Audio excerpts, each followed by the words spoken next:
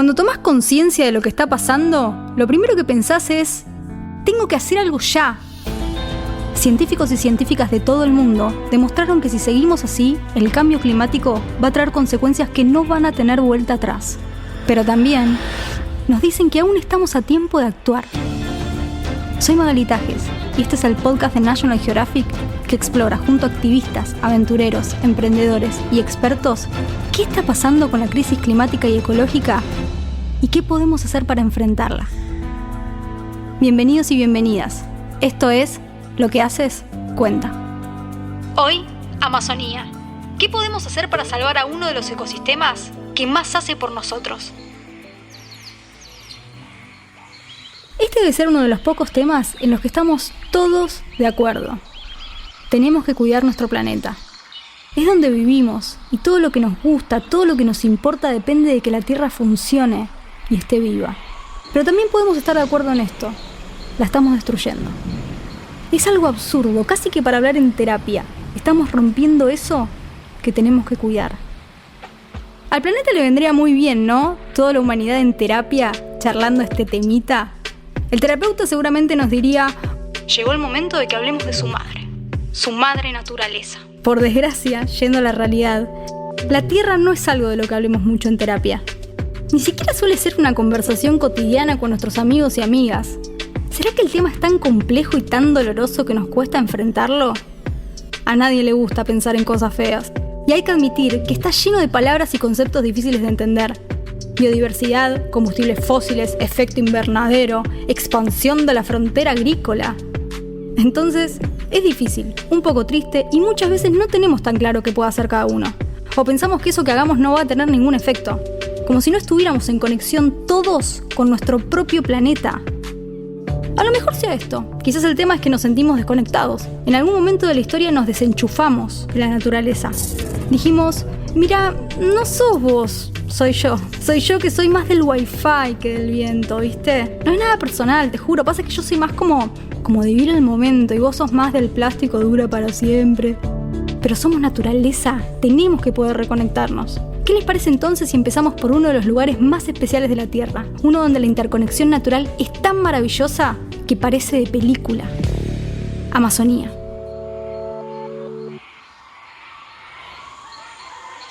El Amazonas es un gran ecosistema. Estamos hablando aquí de casi 7 millones de kilómetros cuadrados de selva. El que habla es Fernando Trujillo, biólogo marino colombiano, director científico de la Fundación Omacha y explorador de National Geographic.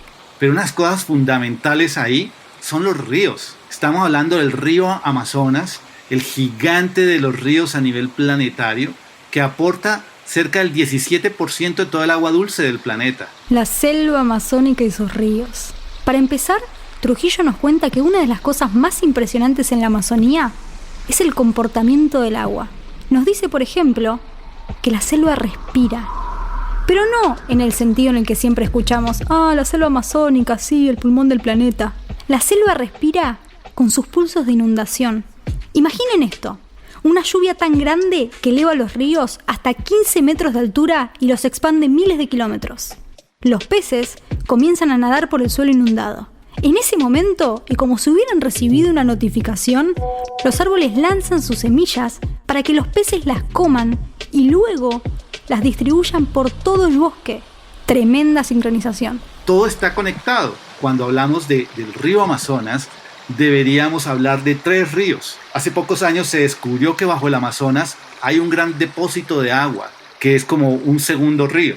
Y para el tercer río, piensen en el río más grande del mundo. Es un río que está en el cielo y se forma con el agua que se evapora del suelo y con la transpiración de los árboles. Imaginen que el agua que se evapora de los árboles se eleva y forma esta inmensa nube que viaja por los cielos de la región. Piensen que ese río volador regula las lluvias de Argentina, Uruguay, Chile, Bolivia y Paraguay. Eso también es la selva amazónica, un río volador que es fundamental para las lluvias de muchas ciudades de Sudamérica. Ese río volador se mueve entre la corriente del Atlántico, la Amazonía y los Andes y vuelve y se devuelve. Eso hace que la Amazonía funcione como un reloj, un complejo engranaje climático del que dependemos todos. La Amazonía es un sistema perfecto. Tiene una inteligencia que parece casi sobrenatural, pero evidentemente hay una pieza que no encaja bien y está haciendo que todo el sistema falle. Nosotros.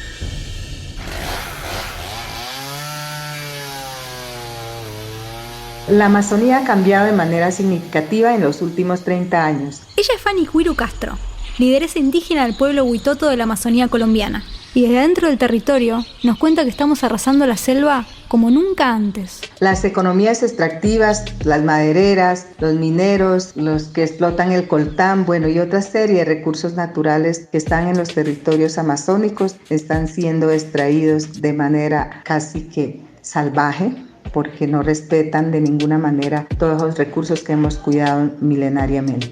Si decimos deforestación, es probable que lo primero que pensemos sea en tala de árboles para sacar madera, ¿no? Pero Fanny nos muestra que las actividades que destruyen la Amazonía son muchas.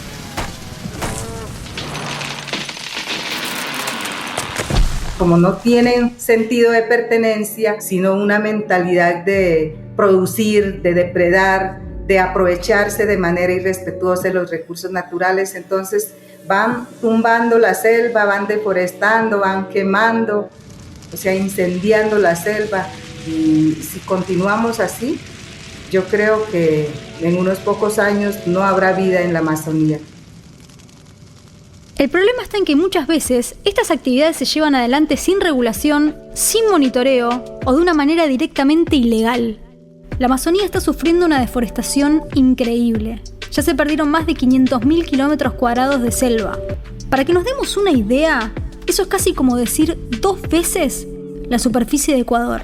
Y nos preocupa mucho que cada vez la frontera agrícola esté adentrándose a las selvas vírgenes de la Amazonía y esté dañando la Amazonía en su integralidad, porque no es solamente si se afecta en Colombia o en Brasil, que es donde más ha habido deforestación, sino ese es un conjunto. Es que no hay una lectura de que la Amazonía es un cuerpo, es una sola, entonces cualquier afectación en cualquier país afecta a la Amazonía como tal.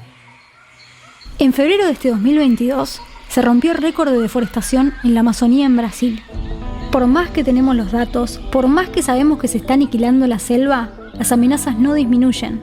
Más bien todo lo contrario, están aumentando. La Amazonía es el corazón biológico del planeta. Él es Carlos Nobre, científico, meteorólogo, experto en cambio climático. Junto a otros especialistas redactó un informe sobre la crisis climática que fue tan importante que les valió el Premio Nobel de la Paz. Carlos es quizás el científico que más conoce la Amazonía en todo el mundo.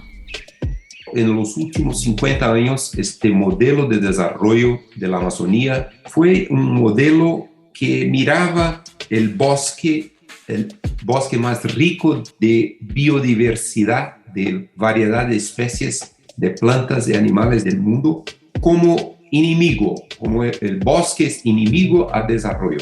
Nobre nos cuenta que en las últimas décadas la deforestación acabó con casi el 20% del bosque tropical, a lo que tenemos que agregarle la degradación de otra gran parte de su territorio. 20% puede no sonar tan terrible, pero estamos hablando de que entre el 25 y 30% sería suficiente para alcanzar el punto de inflexión en el que la selva tropical se convierte en una sabana. Nobre llama a este proceso sabanización.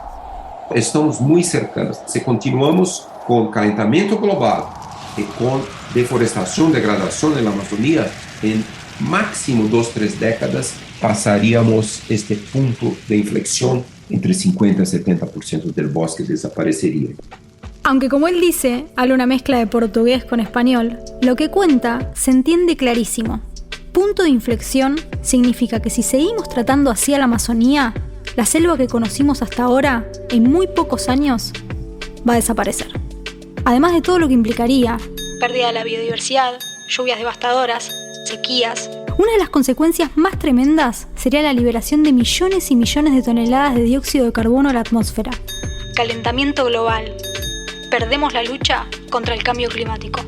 No es algo como una proyección futura, un futuro muy distante, un cambio climático, un cambio de vegetación en muchas décadas. No, es algo que está ocurriendo ahora. El riesgo de sabanización es presente, es actual, está ocurriendo hoy. Quizás una de las razones por las que nos cuesta tanto conectarnos con el problema ecológico es que muy adentro nuestro pensamos que las consecuencias van a venir en un futuro muy, muy lejano, que no nos van a tocar a nosotros. Bueno, tomar conciencia de lo que está pasando implica también entender que las consecuencias están llamando a la puerta hoy. Necesitamos pasar de esa posición de víctima a una posición mucho más activa, proactiva, de construir, de hacer y de transformar. Eso es sensibilizarse, es pensar más, es adentrarse a uno mismo y pensar que no solamente yo tengo derechos, sino también los que vienen detrás de mí tienen derechos. Yo pensé, mira, yo tengo que dedicar por lo menos 10 años, tal vez mis últimos 10 años de actividades profesionales, yo tengo 70 años, en búsqueda de soluciones. Sensibilizarse, transformar, buscar soluciones. La Amazonía es ese sistema perfecto que tiene una sola pieza que no encaja bien, sí, pero justamente por eso también tiene una sola esperanza: nosotros. Por suerte hay un montón de gente dándolo todo para salvar a la selva amazónica, con creatividad, innovación y hasta un paracaídas. Sí, hay un hombre que se tira en paracaídas y lanza desde el aire millones de semillas de árboles autóctonos para recuperar la selva perdida. Hay una organización que pone dispositivos en los árboles para mandar alertas cuando registran ruidos de motosierras o topadoras. Hay investigadores e investigadoras trabajando con el sonido de los bosques. Pueden saber cuándo un bosque está en buenas condiciones de conservación por el sonido de ranas, aves, murciélagos. Hay proyectos de agricultura regenerativa que en vez de destruir los suelos, los protegen y los usan para contrarrestar los efectos del cambio climático. Sí, por cada topadora, por cada desecho de mercurio de la minería, por cada árbol incendiado, hay personas como nuestro explorador Fernando Trujillo, que se sumergen en el río para ponerle rastreadores a los delfines y así estudiar y conservar la biodiversidad del agua. Personas como Fanny Cuiro Castro, que dedican su vida entera sin descanso a defender el bosque y a las comunidades. Personas como Carlos Nobre, que piensan cómo integrar las últimas innovaciones científicas con el conocimiento tradicional de las comunidades indígenas en un nuevo modelo de bioeconomía. La protección y cuidado de la Amazonía no debe tener límites en el tiempo, sino que debe ser permanente. La Amazonía es responsabilidad de todos. La Amazonía no es egoísta, todos debemos participar y apoyar a las comunidades para que sigamos siendo los protectores de la selva. Esto permitirá que todos en el planeta podamos vivir. La Amazonía no nos pide que abandonemos todo y nos internemos en la selva a plantar caobas, cedros y secuoyas, ni que nos tiremos de cabeza a limpiar el río de mercurio. Hay un montón de cosas que podemos hacer, cada uno desde su lugar. Lo primero es saber qué está pasando y también contárselo a otros. Contale a tu familia, a tus amigas y amigos, a tus compañeros de trabajo. Tenemos que lograr que todo el mundo hable de esto. Necesitamos la atención de cada vez más gente para que gobiernos, empresas y personas estén dispuestas a encarar un cambio positivo. Me parece que nosotros humanos tenemos que tener mucho amor por la vida, por toda la vida, no solo nuestra vida de humanos, pero por todas las especies. Podés fijarte de dónde vienen los productos que consumís. Hay certificaciones que garantizan con su sello que su producción no implica deforestación. Y a veces ese cambio en el consumo no es tan lineal. Por ejemplo, reducir tu consumo de carne y lácteos es una de las contribuciones más directas. La mayor parte de la destrucción del bosque viene de la ampliación de terrenos para cultivos y ganadería. Después, es investigar un poco todas las opciones que tenemos. Por ejemplo, hay buscadores web que siembran árboles nativos por cada búsqueda que haces. También podés fijarte qué organizaciones y grupos están trabajando de manera colaborativa para hacer la diferencia. Yo siento que a la gente le cuesta conectarse con lo que no conoce y lo que no conoce no lo conserva. Yo creo que es un proceso que nos conectemos todos con una región, que nos conectemos con el Amazonas, que nos conectemos con el océano, que nos conectemos con un desierto, con un glaciar. Yo creo que el enemigo que tenemos ahí, o el gran obstáculo, es el desconocimiento. Conectar con la naturaleza es un proceso y por eso lleva tiempo. Lo más importante es tomar conciencia y recordar que en un planeta vivo como el nuestro, todo está conectado con todo. Y eso significa que de alguna manera cada árbol, cada pez, cada gota de río volador están conectados con cada uno de nosotros. Por eso no existen las acciones pequeñas. Cualquier cosa que hagas, por más chiquita que sea, cuenta. Lo que haces cuenta es un podcast de National Geographic. Si querés conocer más sobre qué está pasando con la crisis climática y ecológica y qué podemos hacer para enfrentarla, seguinos en todas las plataformas. Te esperamos en el próximo episodio.